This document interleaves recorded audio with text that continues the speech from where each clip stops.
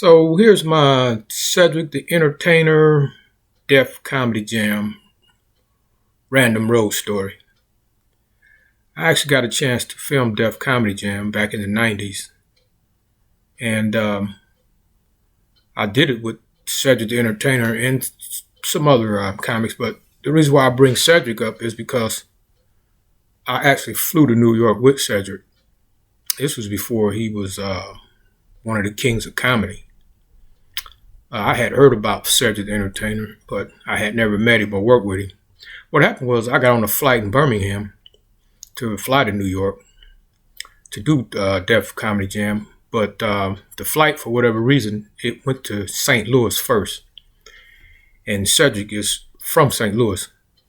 So I fly to St. Louis and changed planes, and the plane that we changed to was what they call a TriStar L-1011. This is a big Lockheed plane. It has the double aisles. And I'm on the plane, man, and I see coming down the aisle Cedric the Entertainer. So me and him somehow end up sitting beside each other on the plane. His seat just happened to be in the same row that my seat was in. And he didn't know me, but I did know who he was, so I introduced myself, and we struck up a conversation. He was a really, really nice dude too, man. And come to find out that he was on his way to New York to film Def Comedy Jam also.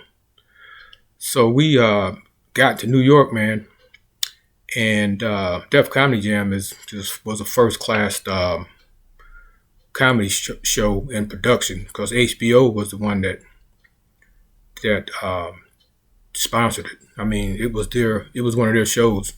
Bob Sumner actually was the guy that originated it, but Russell Simmons was part owner in Def Jam, and he was a bigger name, so they named it after Russell Simmons. Well, not after Russell Simmons, but they named it after his company, Def Jam Records, and just called it Def Jam Comedy. But like I say, they had like a serious operating budget, so they sent a limo to pick up the performers, and we riding back in the limo, and Cedric is he's on a cell phone, man. This was when they wasn't all that popular. It was really expensive to have. I didn't have a cell phone.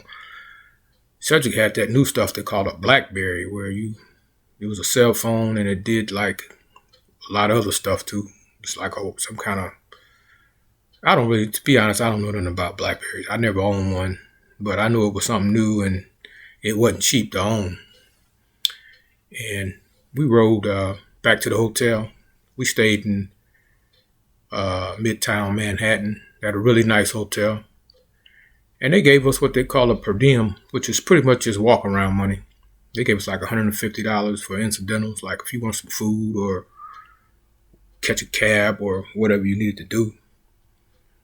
And it was kind of an experience to do Def Jam, because I hadn't done a production that was that well put together at that point.